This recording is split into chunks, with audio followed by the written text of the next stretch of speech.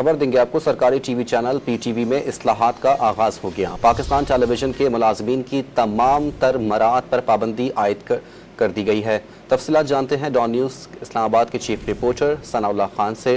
ثناء اللہ بتائے گا یہ اصلاحات کی نوعیت کیا ہے؟ دیکھیں پی ٹی وی میں کیونکہ جو ان کے جو ریونیو ہے اور جو اخراجات ہے اس میں ڈفرنس تھوڑا بڑھتا جا رہا تھا، تو اس کو پورا کرنے کے لیے اور اصلاحات کا آغاز کیا گیا اور جو احکامات جاری کیے گئے ہیں اس میں ہر قسم کی جو بھرتیاں اس پر پابندی لگا دی گئی ہے۔ گاڑیوں کی خریداری، ان کی مرمت، ان کے نئے ٹائر اور باقی چیزوں پر پابندی عائد کی گئی ہے۔ اس کے علاوہ انٹرٹینمنٹ، ڈنر اور جو باقی ریفریشمنٹ کے اخراجات ہیں وہ بھی بند کر دیے گئے ہیں۔